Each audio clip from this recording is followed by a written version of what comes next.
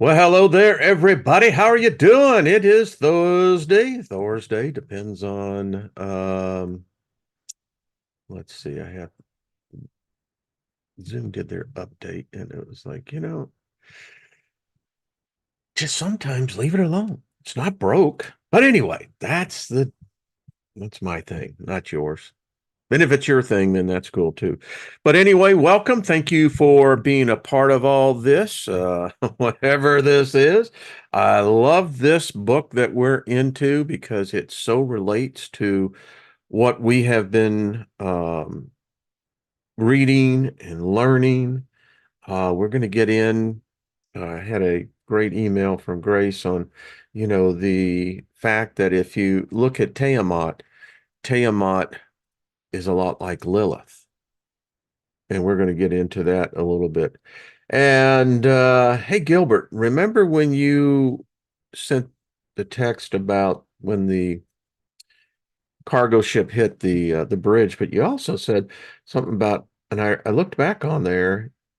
I don't know if you remember writing this, but you said that there was a ferry that had caught on fire. Well, anyway, did you see the story today? There actually happened. I mean, anyway, strange. So speaking favor over us, speaking of favor, let there be nothing missing, nothing broken in our reality. And God, I just tell you, it is really cool to be here. Welcome everyone. Hey, Jackie, right back at you. There's Nina. How you doing? Deborah Sloan, much love. I saw Paul Joe. Um, I know there the doctor I saw was there really early. Thank you. Lauren, how are you doing, my dear? Got the email. So absolutely, we're going to have some fun. This is going to be, I believe, uh, a very unique journey. And I have no doubt that we're going to wake up and someone is either doing a series or will be doing a series, I think, on this particular aspect where Gnosis, occult Gnosis that has been lost. Because if you think about it, I was reading, and I thought it was really interesting, a great textbook. This is the history of the ancient East, circa 3000 to 323, right when, Alexander was making his conquest. And I thought it was really interesting because it really gets into a lot of Babylon, the whole history behind it, all the different um, peoples that were, like the Hittites. You had the Jebusites. You had all these ites. I mean, it's quite interesting. And the Hittite, they had their religion, which intermingled coincidentally, with the Babylonians, the Judeans, the nation of the Philistines. And I thought it was interesting because here's something that's interesting. So when you look at the turn, the first century, change was afoot. There was the whole thing supposedly happening in Judea. You had Rome that was at its pinnacle. Some said it would already was uh, failing, much like the United States. The United States will, in the next 4 years, won't look the same, but I digress.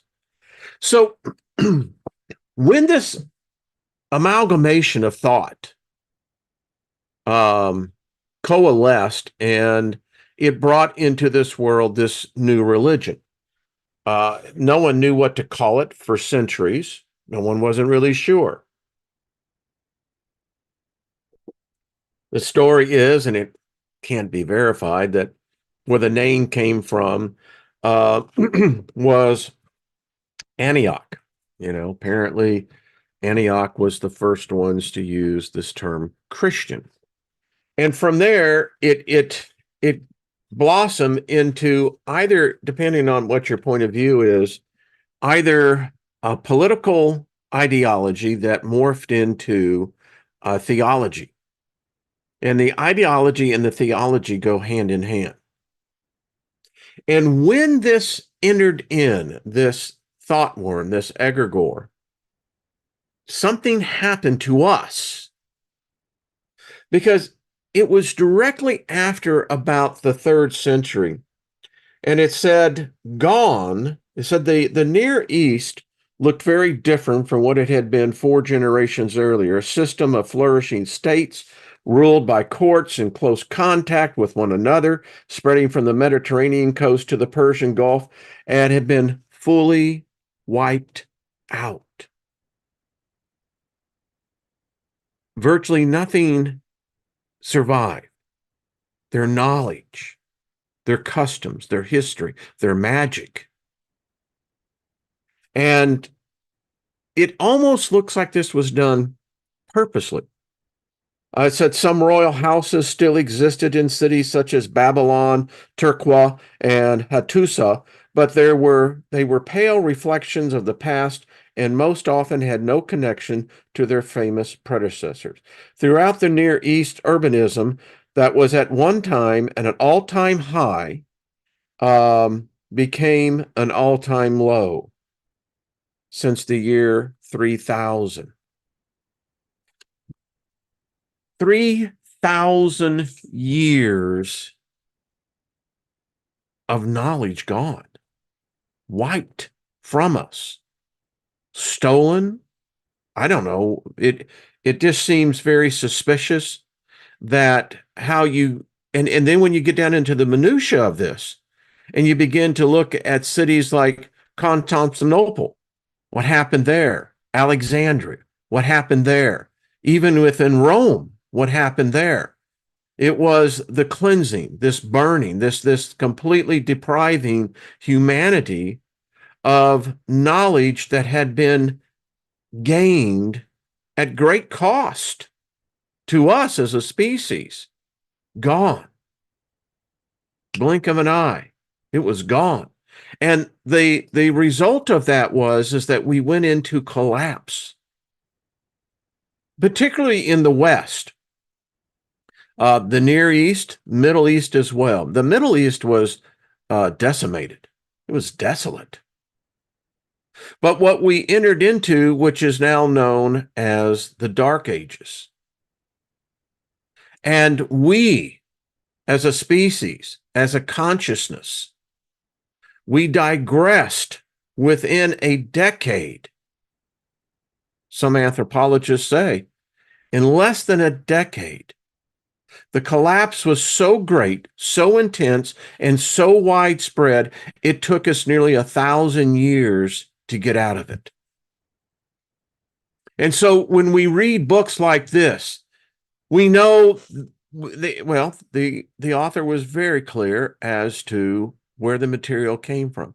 We read the Enuma, which was fascinating. We're going to get into that. But as I was thinking last night, by the way, I was reading about, it's about 10:20, and all of a sudden I heard this crash, and then all of a sudden this huge blue arc light. I mean, it lit up the whole forest and all the woods and everything around, and then this explosion that if you were asleep, you weren't then. Long story short, some driver, inebriated or otherwise, hit the power pole and the transformer blew. So it was dark, baby. There was no light anywhere. We have our backup batteries, but those are, for primarily the electronics and other things, but it was dark. And so Lynn and I, I said, isn't it amazing how, because we were moving through the dark, and it got me to thinking.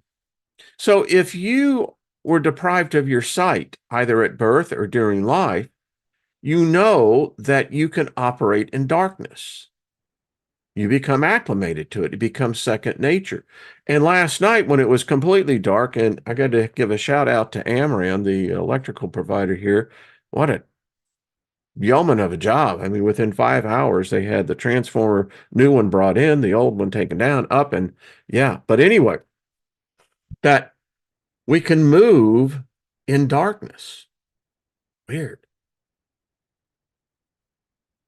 So when you and so I had time to be thinking on this, and several thoughts came through. It's been interesting that yesterday reading that this has so many similarities to Lilith. Hey, yes, Lee. And hello, everyone into the chat room. Scotty Boy and John and everybody else. Good to see you, Abbott. Janice, hello. So I'm thinking on that, and it's just my point of view, and I know others share it. Lilith doesn't scare me. She never has. A decade ago, I knew very little about Lilith as compared today. And so reading this about Tiamat, you could see how the story came in. And when you understand how this story evolved, particularly coming from the Sumerians, a history that, wow, I mean, our financial system, our society system, how we lay out cities, our governments are all can be traced right back to the Sumerian. If you want one for your library, a good textbook. I tell you, I really, Dr. Kramer in this, again, as I said the other day, and in this, my book here, it's marked up. I mean, for instance, they're the first sex symbolism, the Sumerians. So we get our religion from that. It's there. Now, for myself, when you think about this wipe that took place, 3,000 years of our history, our experience, what our ancestors found out about, I believe that the earth was in a different part of space then. And there were different things happening. And they wrote these things down in descriptive ways that are quite fascinating, really. But nevertheless, wiped out. And then the strangest thing happened at near the end of the 19th century, about 1888, thereabouts. A gentleman by the name of George Smith was out in the Iraqi desert and happened to see, because of a sandstorm that had come through, had exposed what appeared to be the caps of pillars. It was through that investigation that I believe that's when the world changed, and that was the beginning of the change. Because what did George Smith find? The Sumerian tablets. Now, it took a while for them to figure out, find the Rosetta Stone, so to speak, understand the cuneiform, but we broke it. And when we did, we found out it told a different story than the story that we have been told. And then when you think about the wipes that it took place, I mean, the one that I think is more recent and impacts a lot of us was when they burned John Dee's library. But in every case, whether it was Dee's library, the library in Alexandria, or the library in Constantinople, either one, there were yet those solemn priestesses, and they took what they could. I think they took what they thought was the most valuable of what could be hand carried out, and from that today is where a lot of where we base it on. For instance, if you look at something as more recent as the Luciferian Bible. Now, this is interesting, written by a person named Osiris Lee Dollar. And so this is a modern work. And if you think about it, religion evolves like everything else in nature. Now, the connection as we see is we went into the 4th century. We went into the Dark Ages, lasted nearly 1,000 years. And when we emerged out of that, we had, well, a whole different perspective on things. I wanted to read one a passage in this. It's very interesting. By the way, if you want one that's good for your library, this is it's it's an interesting read. Ambitious says everyone wants to succeed, whether that be in the living realm or the underworld. Thus, being ambitious to your goals and completing the will is vital. When you have control over your life, more happiness will arise. Find what you enjoy doing in the living realm, become the best at your craft, and never quit. After doing one thing over and over again that you have a passion for and is productive for yourself and society, with the assistance of the Dark Lord, you will reach your goal of success in whatever fashion you imagine. Find what you love, find what you enjoy doing, focus on it, never quit, reap the rewards, succeed. That is the power of being ambitious. Bet you had no idea, didn't you? So, well, that letter almost could read like a Zig Ziglar book. You'd be right. I like this one. We were talking about Lilith, and so there's a section in here called The Wrath of Lilith. And it talks about when Lilith left heaven with Lucifer to build the new kingdom, Lilith carried the anger and hatred with her to hell towards the false god and his servants, known as Jehovah, Yahweh. Not only for what the false god said that he would kill 100 children per day that Lilith was gone from heaven, but what the false gods planned for humanity. The false god's actions he displayed on earth before the battle occurred were heinous. He slaughtered villages with men, women, and children for little to no reason and cost many of their lives. And if you want to find out where this is, read the book of Exodus. Hell, go and read the book of Joshua. Humans were seen as playing pawns to the false god. Whenever he got bored, he would find different ways to destroy a lost soul's life. With all of this in mind and Satan's plans for earth, Lilith knew the time to get revenge on the false god was coming soon. Satan was not going to sit back after hell was built and established and let the false god continue to make a mockery of humanity and destroy the lives of those on earth.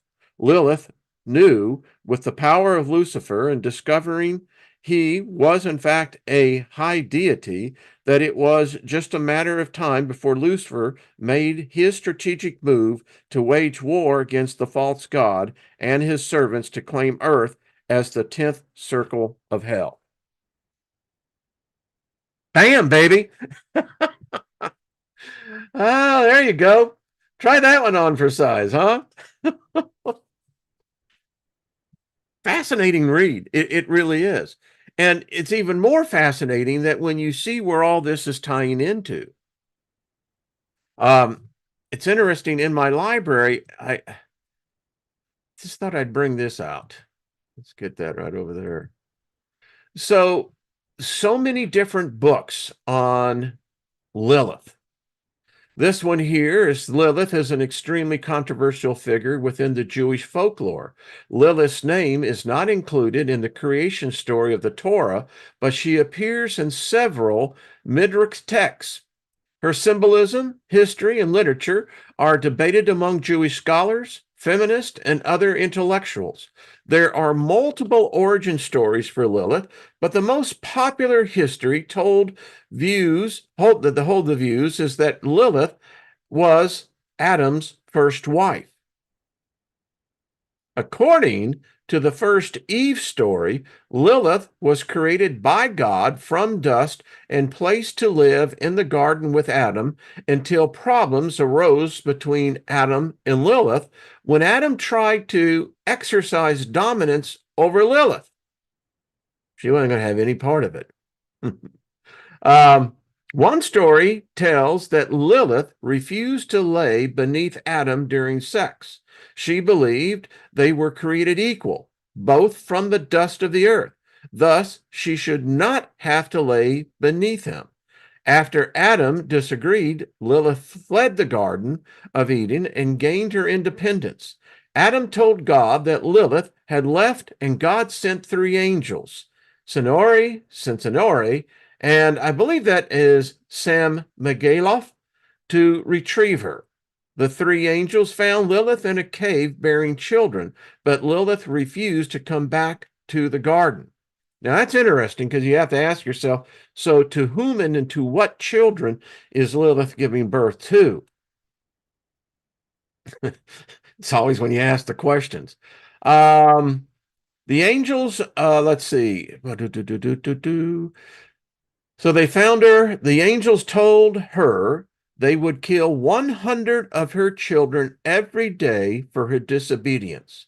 In revenge, she is said to rob children of life and is responsible for the deaths of stillborn infants and crib deaths. Male children are at risk of Lilith's wrath for 8 days after birth until circumcision, and girls are at risk for 20 days.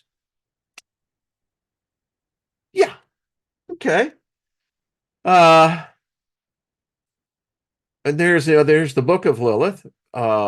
This is quite interesting because to the woman of Lilith is depicted all the way back to the Akkadians. This book here, Lilith brings healing.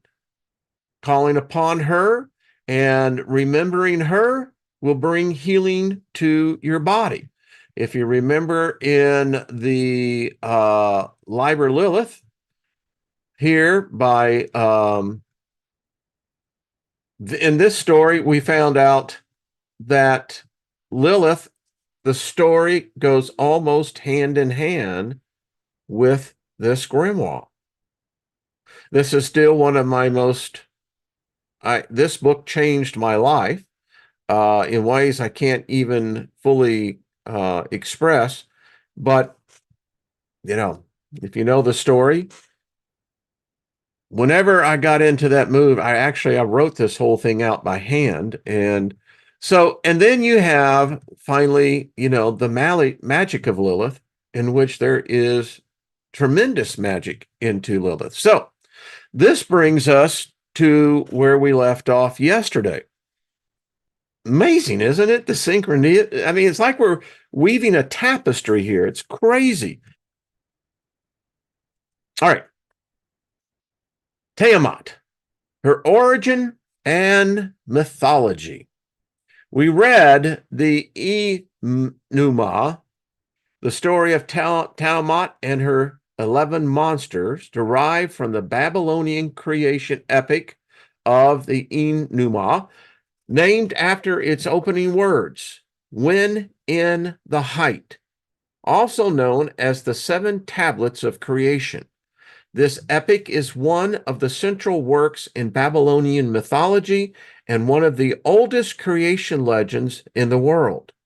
The myth exists in several versions from Babylonia to Assyria, the most known being the one found in Nineveh, in the library of King, and this is always one that's got me, Ashur-bin-Apal, which dates to the 7th century BCE.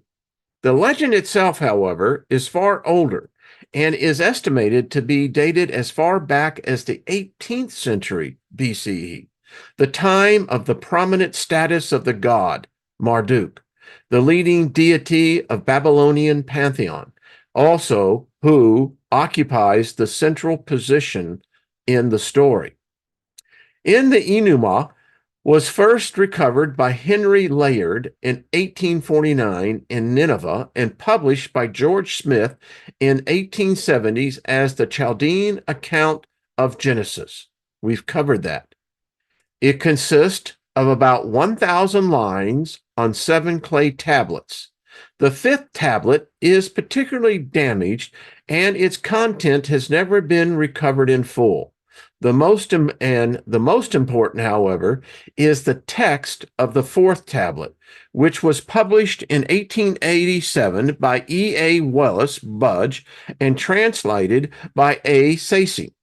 The central theme of the myth is the elevation of Marduk above all other Babylonian gods and his creation of the world and mankind from the primordial darkness and chaos, which he closed within the frames of a structured order. Therefore, the whole story presented in the Enuma is, in fact, a praise of Marduk, the creator of heaven and earth and the Lord of the world. Now, it's interesting because as I was thinking about this, even this morning, putting this together, we know that Sumer pre-existed prior to Babylon. Nimrod, from which it is derived from, goes to the story of the Tower of Babel, etc.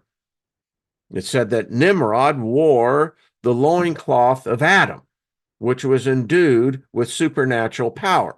It's also rumored or said that Nimrod became a Nephilim. Interesting accounts. But the whole point to all this is that the Sumerians were there first. So if we take their pantheon of gods, which you have to, I am convinced that what we're seeing is one and the same. They never left. They're just known as a different god, different name. It still bugs me, and now I think I'm getting it, that how Abram, when he came and left Sumer, and was out there in the desert, and boom, this God comes along, and Abram makes this blood covenant with it. I don't care. It certainly seems like Jehovah, Yahweh, and which would mean the Christian God as well, is none other than Enlil. I don't know. Let's continue. From the account of the Akkadian rituals, by the way, we're going to look at this book, I got it, described in the Rituals Akkadians by F. Thurin Dagan, 1921, we learn that the epic was recited in Babylon during celebrations of the New Year. On the second day of the festival, a priest of Marduk recited to him about the victory of the god over Tiamat and her allies. On the third day, artists made two statues for the celebrations, one holding a viper, a basmu, and the other holding a scorpion in the left hands, which are both animals that represented the defeated monsters of Tiamat. On the fourth day, the chief priest recited the epic of creation. And on the sixth day, the heads of the statues were cut off and burnt in order to reenact the defeat of Tiamat's army. The remaining days were devoted to the praise of the gods, and on the 11th day, the gods returned to their temples and the celebrations were over. The epic had a similar status in Assyria, though with one major difference. Marduk was here replaced by Ashur, the chief Assyrian deity. According to the legend, in the beginning, there was nothing but the world of primordial waters swirling in chaos. And because when you read this, I mean, what is it that you're picturing in your mind? I see this vortex of energy that water. Yeah, it's quite revealing. Anyway, undifferentiated and infinite. Then the waters divided into sweet, fresh waters of Apsu and salty waters of Tiamat. The two primeval gods, traditionally depicted as the male and the female, the first divine couple, and the parents to all gods and all life. I would love to see this happening. Maybe we might get the chance of how two entities, two gods, are brought forth into existence, into creation. Ah, Deep. All right. So everything came from these two, which tells me it looks like it has always been that way. All right.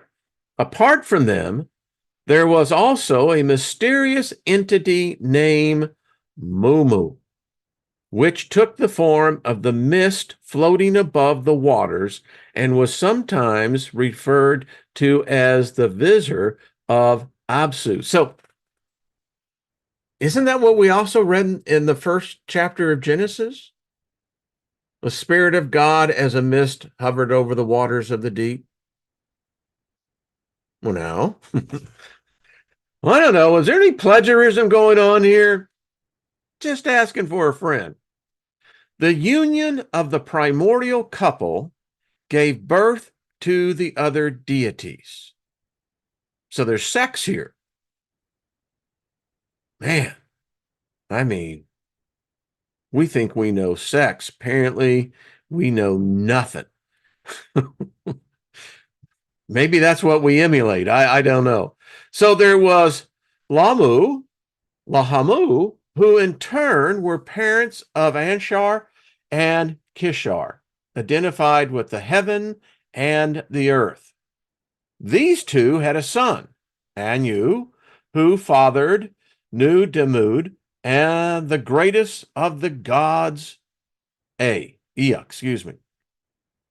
The younger gods were very loud and disturbed, as we read yesterday, and disturbed the sleep of Apsu. So I had heard this, by the way. Do spirits sleep? They talk about in certain customs when you go to a funeral, rest in peace, sleep,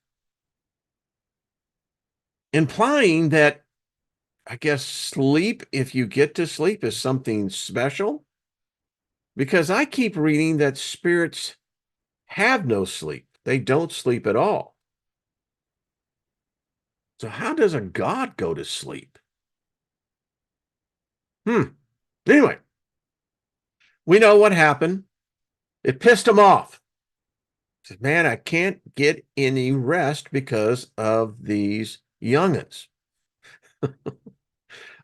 So we know that there was this council, right? Upon the advice of the Mumu, which apparently he's a bad dude, the Visor, he decided to kill them. Now, where did murder come up in all this? If this is the case from the very beginning, that these gods, these celestials, that they have conceived murder within them, they can't blame that shit on mankind. Hell no. I don't think it was ever our nature, but they certainly made it a part of us, didn't they? And boy, did we perfect it. Okay. He decided to kill them, but Tiamat, could this also be Lilith, strongly opposed the plan? In order to prevent the murder, she warned Nu Demud, who put a spell on Apsu and killed him. Wow. I mean, this is a group here. You best grow a head in the back of your head, because I'll tell you what, stabbing a person in the back, or in this case, a god, and then you think about it, a god can die. So when we die here, what is there the real possibility there's a second death? The Bible says there is. Yeah. All right. So they killed Apsu. He's gone, creating his abode on the remains of his slain father. This is bloody. Kind of like reminds me of Guardians of the Galaxy, the first one, where they went to, know where the skull. It was a past living being that is as big as a freaking solar system. Okay, now Nudimmud became the chief god, and with his consort, so they're really into sex up there. Damkina, he had a son, Marduk. Guess that's where we get Duke from, eh? Who was even more powerful than himself. There's some fascinating physics going on here. When Marduk was playing with winds, all right, everybody, that's what we do as God. We play with winds, creating storms and tornadoes, because that's what you do, right? When you're bored. He disturbed the sleep of the old gods again. So the celestial picture I'm getting in my mind is like, holy crap. I mean, is it infinitely huge or is it infinitesimally small? I don't know. So enraged by the noise, which tells me I don't think these gods would dig rock and roll. Appears they're a touchy bunch. They persuaded Tiamat that she should seek revenge for the death of her husband. I often wonder, I think that she had well thought that herself. But here they come, speaking their crap, riling up Tiamat.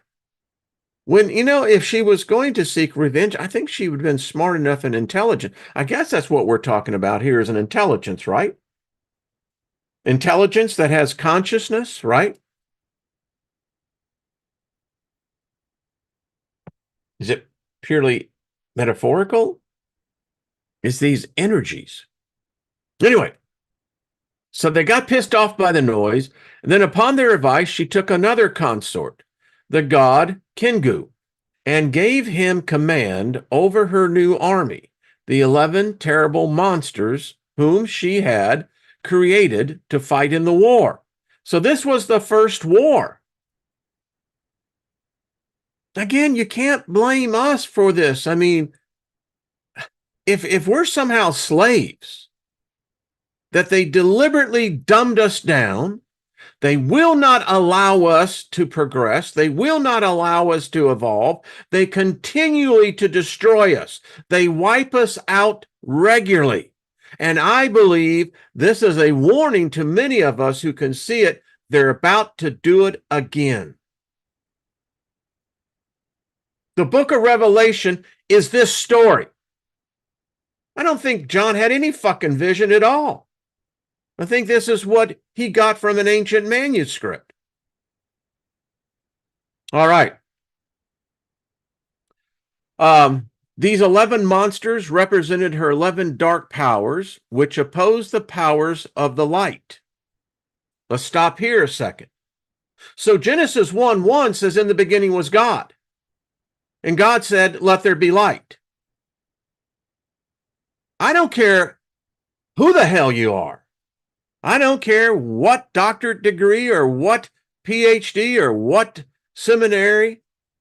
There's no other way to interpret that, but this God came from darkness. Light was an artificial construct that was in direct opposition of the natural way. Just my opinion. Tiamat was also bestowed on Kingu the tablets of destinies, a mystical emblem of the supreme authority over the universe. Until that moment, this dominion had belonged to the mother goddess alone, the supreme mistress of the universe and all creation, capital C. Now, we've studied in other books that in the Abrahamic belief systems, creation was a one-time thing. Within 6 days, all creation was done and creation stopped. That's not true. Creation never stops. It can't. If creation stops, so would we. All right. So it belonged to Tiamat. I don't think it would be maybe a far stretch to say potentially Lilith. Anyway, we continue. The younger gods chose Marduk as their champion and commander of the army and endowed him with the power of the four winds. In the battle which took place between the worlds, now this is interesting because you're right. Someone wrote that Tiamat is the asteroid belt, that these were two planets or one, depending on how you particularly look at this, but we can look at the asteroid belt and find that this was either Tiamat, or if Tiamat is Earth, then it was another planet. All right. So, battle between the worlds. I mean, what are they doing? Are they throwing laser bolts at each other? I mean, are these energy weapons? I mean, something had to be going on, even if you want to look at this allegorically. Marduk defeated Tiamat and split her flesh into two halves. May I bring in a little thought? What did Abram have to do to this Jehovah? Said for him to go get a bull, an ox, split it in half. And as I explained to you how blood covenants originated, this was the first supposed blood covenant, which was very important. So I see this, and this is what I see in my mind. This God's done it before. Now, Tiamat is a powerful being, and even though she's now been bifurcated, so from one of them he fashioned the earth, and from the other the sky. Her weeping eyes became the source of the rivers, and her breast formed the mountains of the earth. He took the tablet of destinies from Kingu, and he forced the gods who sided with Tiamat to work in service for the other gods. They became slaves. Eventually, he killed Kingu, and from his blood, Nudimud, Ea, created mankind, whose task was to replace the gods in their work. Slaves. We're all slaves. We've been enslaving. In fact, that's what I don't understand about the Christian God. The Christian God believes in slavery as well, as did the Jewish God. I mean, it defies understanding. But apparently you can see that this predates any Hebrew. So Babylon was established as the residence of the chief gods, and Marduk was elevated by receiving 50 names in praise of his great powers. The first mother. In the Enuma, Tiamat is described as the Uma Hubra, who formed all things. The name Huber sometimes refers to the river in the underworld. She is also related to the Hebrew concept of Tehom, the great deep of the primordial waters. Tiamat and Apsu personify the cosmic abyss filled with primal energies which preceded the original creation. Wow. While Apsu, S. Visor, Mamu, is thought to be the archetype watery form, and his name is sometimes translated as mold or the matrix. I mean, is this fucking weird or what? This God, Mumu. Mold, I get that, but the matrix. The ancient Mesopotamians believed that the world was a flat circular disk surrounded by a saltwater sea. The earth was a continent which floated on a second sea. The fresh water, Absu, formed which all waters, including springs, rivers, wells, and lakes, flowed on the land. The sky was a solid disk above the earth, which curved to touch the earth at its rim. The heavens, or the habitation of the gods, was above the sky. It's the same metaphoric words and image that I was brought up in my former religion. And I read these things here and I'm going, no, it just pisses me off. Why didn't you just say where you got this? Here you made me think and believe that this was some sort of channeling between a guy, a magi known as Moshe or Moses, and he's being talking to an unseen God. The first mother goddess was the primordial source of all life, the embodiment of the primal chaos, the cosmic womb, which gave birth to all gods and all souls. Do gods have souls? Been asking myself that. Why wouldn't they have one?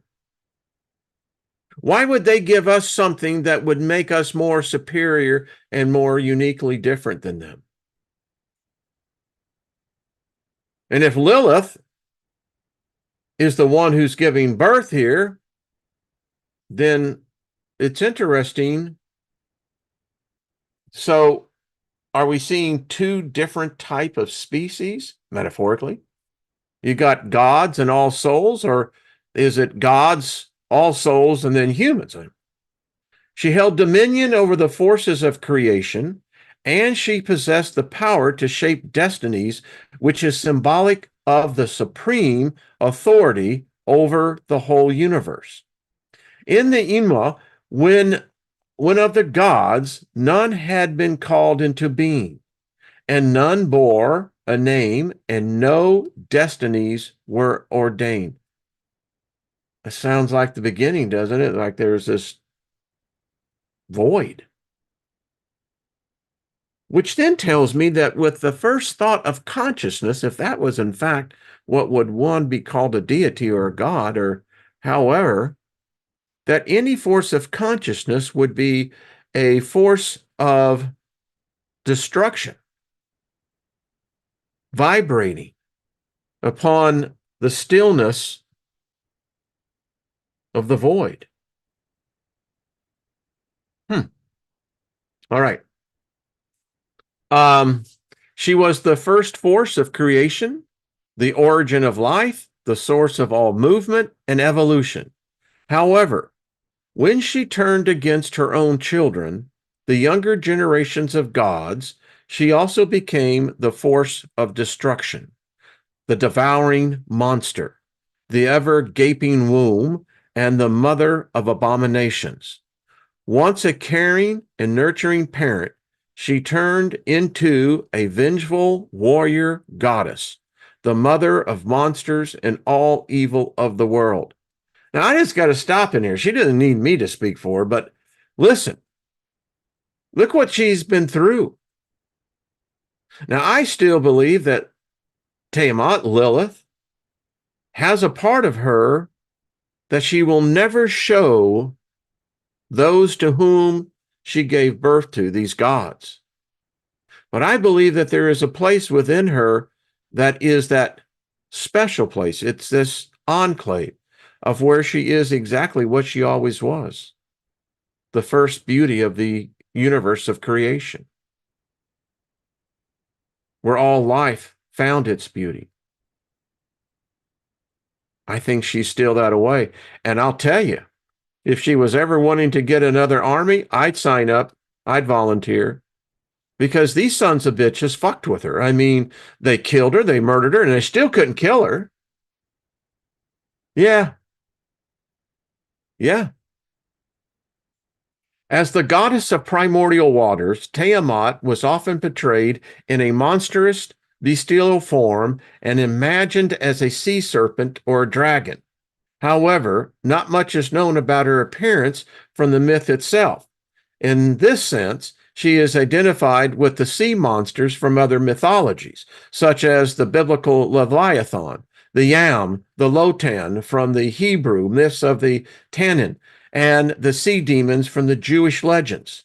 Etymologically, her name corresponds to such terms as the Greek word thalassa, sea, Semitic teon, abyss, Arcadian, teatum, and tabtuk, sea, or the Sumerian ta, and ama, meaning life and mother. Francios Lormat, in his Chaldean Magick, its origins and development, we've covered that, we'll probably get back on this again, mentions also such names as the Thruth of Damascus, the Thrufoth ol Morokah, the later being a form of the Great Mother as a type of the watery abyss, possibly inspired by the account of the creation given by the Boros in his history of Babylonia. There are also many theories concerning the possible meaning of the myth, in which the primordial state of mixing of the waters is interpreted as the meeting of salty and fresh waters in the Persian Gulf. The creation of gods and monsters is thought to refer to the rise of volcanoes, the tectonic movements, and the battle of Tiamat and Marduk is viewed as a cosmic catastrophe in which the presently existing planets were created. Since no unanimous interpretation exists, the myth still leaves a great field for possible speculations. Tiamat, above all, is the universal mother who gives birth to all creation in her womb, the salty waters. I always think of blood. Blood is salty. It's, yeah. This was the original habitation of the gods before Marduk created the earth and chose Babylon as his residence. While the gods move to live in the heavens, Marduk does not possess the natural power of creation. His power is the divine speech, the attribute of all patriarchal gods from world religions. In the Enuma, he has to prove that he possesses this power before he's allowed to face Tiamat in the battle. He is given a garment which he has to destroy and restore by the power of his word. Do you get that? The power of his word, the word of his power, before he is entrusted by the gods as their champion. And I often thought this was strange as I get into, so you think about the modern day, because it's all over this Abrahamic belief system. So the children of Israel are taken captive by Nebuchadnezzar. Now, I often thought it was odd. So Marduk is the god of Babylon. The God of the Hebrews, the children of Israel, says that he's going to allow it. He's going to allow them to be taken slaves, captive, temple destroyed, their holy books, their magic, everything was taken into Babylon. Another way of looking at this, and that is, what if this God that the children of Israel, who when they went to Babylon and then when they came back, were called Jews, that why did this God that was all powerful and everything else, why did he bow to Marduk? I mean, this God here said he created his own race of people. That's what he said. The Jews was his chosen people, his race. And yet he allowed them to be taken captive into Babylon, where they were taught Babylonian magic. I mean, the whole book of Daniel, if you read it from a different point of view, it just, all right, I continued. So much of this all makes sense. As the mother of creation, Tiamat is sometimes identified with the Sumerian goddess, you ready for this? Namu, the mistress of the primordial sea, who gave birth to An and Ki, the heaven and the earth. They both were thought to personify the constellation in the northern sky known today as the Whale. In ancient times, it was called by the names of sea monsters, Tiamat or Citrus. It is located in the region of the sky known as the water, along with other watery constellations such as Aquarius, Pisces, and Eridanus. In the myth of Enki, so maybe it was not Enyo, maybe it is Enki, and the creation of man, Namu, also called Nema, is described as the primeval sea, the mother who gave birth to all the gods. Enki seeks her existence in his work of creation, as he himself has no power to fashion a human being. Sounds like Murdoch, doesn't it?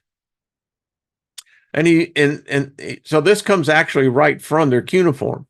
O my mother, the creator whose name you uttered, it exists. So all she had to do was speak the word and bind upon it the image of the gods. Mix the heart of the clay that is over the abyss. You do bring the limbs into existence. O my mother, decree its fate. Wow. And so you go back into the book of Genesis and it says, God spoke, thus it was. I'm smelling a rat here. That's all I got to tell you. I'm smelling a big fat rat. The creature fashioned by Enki is feeble and weak, for only the mother goddess has the power to create life and breathe the soul into the vessel of clay. This is Genesis 2:7. But the salty waters of seas and oceans can hardly be considered a nourishing substance. They do not quench the thirst of living beings, and they do not make the crops grow. The waters of Tiamat are dissolving, corroding, poisonous, and deadly. Opposed to them are the fresh waters of Apsu, the source of all lakes, rivers, springs, and wells, the life-giving waters of the earth. Abzu, and Ingur, or Ingurura, originally part of the cosmic chaos, was transformed into the source of nourishing waters existing under the ground as subterranean reservoirs and the veins of the earth. The name of this principle, as well as the mythology, depends on the tradition. The Akkadian and Assyrian Abzu, or Absid, was the subterranean ocean, but it was also the great reservoir of cosmic waters surrounding the earth. And isn't it odd that now our science realizes that outer space is really water? There's more water in space than we ever thought possible. Tell me they didn't know something. In Sumerian legends, Absu is the kingdom of Enki, Ea, the Lord of Wisdom, but also the abode of sea monsters that are sent from Inanna when she descends to the watery abyss in order to obtain the Mies, the divine decrees, which she needs to win the authority over the gods. The watery kingdom is transformed into a house of wisdom after Absu is slain by his eldest son, but it retains its chaotic and destructive quality, still personified by monsters and abominations of the sea. Enki's temple in the city of Urudu was believed to be built on Absu and known as the House of Cosmic Waters. From there, Enki, Ea, controlled Mumu, the original watery form, thus creating and shaping the world with the multiplicity of forms, while Absu himself remained motionless and still, resting in eternal sleep. Mesopotamian temples often had pools of watery basins, which represented the concept of Absu, the subterranean source of water.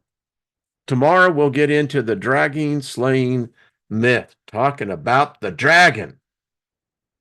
Well, as I know, and you know, not everyone's cup of tea, but for me, this is pure enjoyment. I mean, it's, and again, just by reading it, it opens up those channels, the possibilities of thought when you begin to take it all. So, woo, boots on the ground. Yeah, it's it's an awesome freaking book.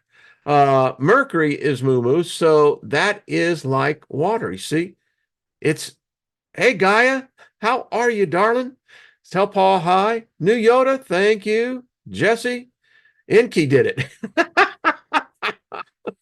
uh, uh, and I want to make sure I get that right. So Zu Vuya. Okay, I hope I pronounced that right. You got to have it right, you know, quits a sentence, right? Paul, Joe, Esley, Arjuan, how are you? So Rick, what's up? Sparks, the fire in your veins must be related to our blood. Yeah, that's what I'm talking about. Hey, voiceover, Stephanie, what's up? Yeah, this is good stuff. I mean, to me, this is pleasure.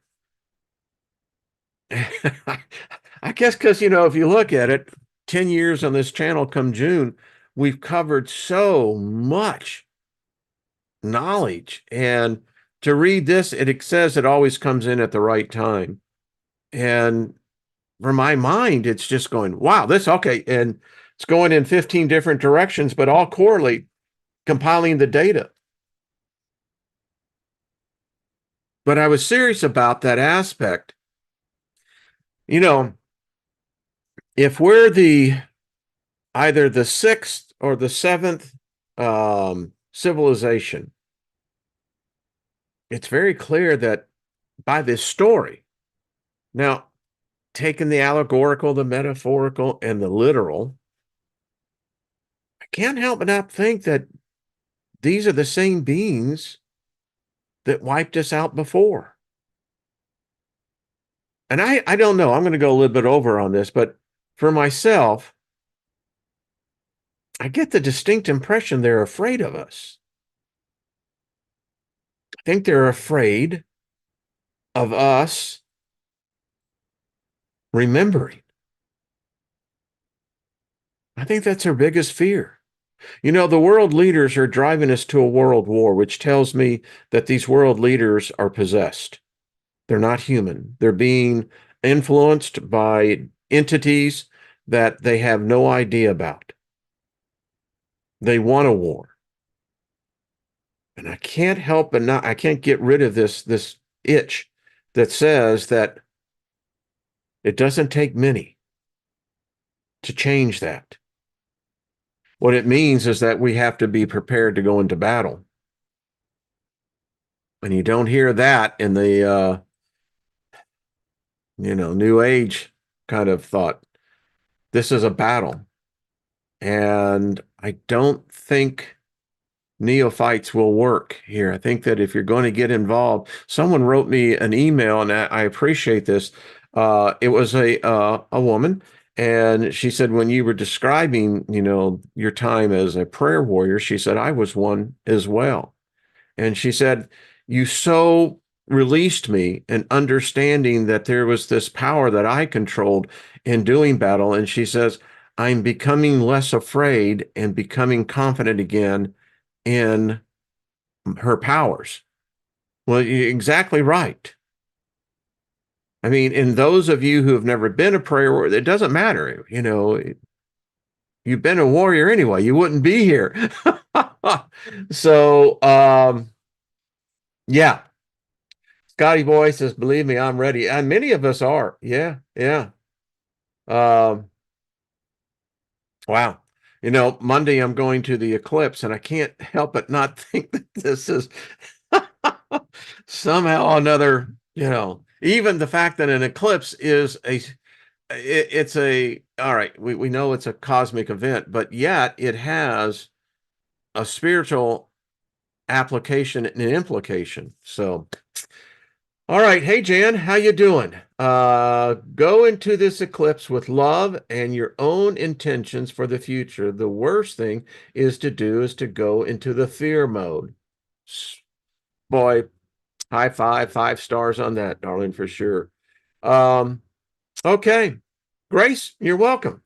All right, Bonnie, how you doing? Everyone else, Goddess Sabina, love to have you on, dear. And she says, when you really think of it, nobody wins a war. That's just the problem. It's our blood that spills too. I mean, that's what gets me. It's like, when are we going to wake up to this? Like, wait a minute, wait a minute. You know, let them come down and fight this. You know, we'll sit on the side. We'll get the popcorn, you know, the iced tea. And yeah. Hey, Flight Risk, right out there. Sean, good to see you. All right, everyone. Susan, good to see you as well. So, see you tomorrow for sure. Much love, everyone. Thank you for staying with me. And favor be to us all. Let us speak favor to the gods as well. Hey, you know, if they hate us, we'll kill them with love.